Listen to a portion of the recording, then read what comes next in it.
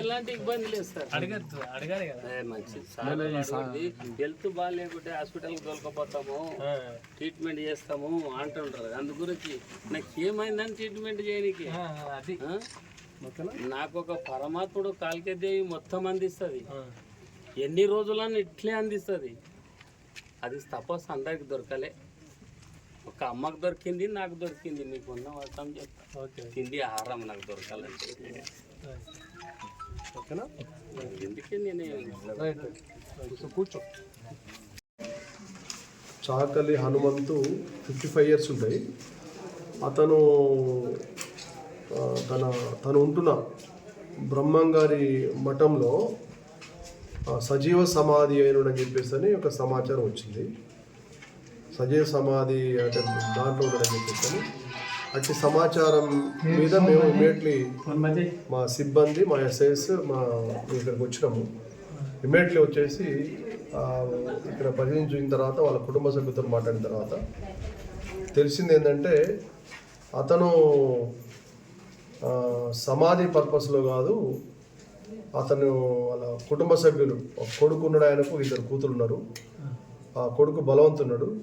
అతనితో పాటుగా అతని సాయంతో వాళ్ళకు కన్విన్స్ చేసి అనవసరంగా ఇది ఇలాంటి మూఢనమ్మకాలు నమ్మొద్దు అని చెప్పేసి కన్విన్స్ చేసి అతను మూసివేసిన అవన్నీ కూడా ఇటుక పిల్లలు అలాంటివి కూడా తీయించడం జరిగింది. దాని తర్వాత అతను మళ్ళీ బయట తీసుకురావడం జరిగింది. అతను ప్రాణంతో ఉన్నాడు, ఆరోగ్యంగా ఉన్నాడు.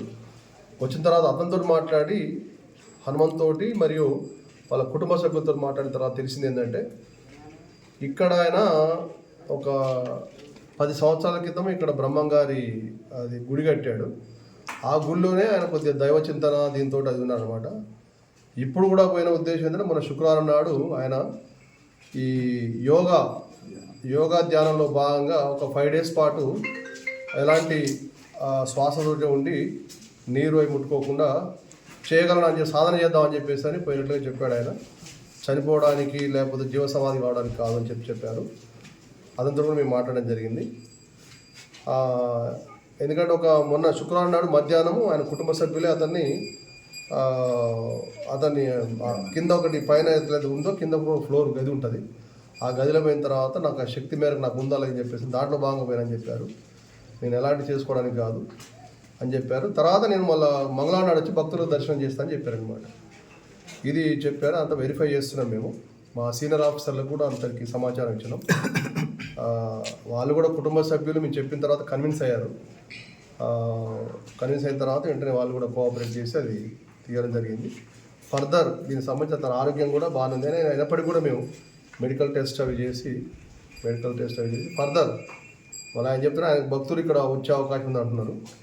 ఇంకా కూడా రేపు వేరే కర్ణాటక, మహారాష్ట్ర భక్తులు వచ్చేది అంటున్నారు. దానికి సంబంధించి ఇక్కడ మేము పోలీస్ పికెట్ కూడా ఏర్పాటు చేస్తాము. తర్వాత భక్తులు ఎవరైనా వస్తే కూడా దానికి సంబంధించి మేము ఇక్కడ బందోబస్తు ఏర్పాటు చేస్తాం.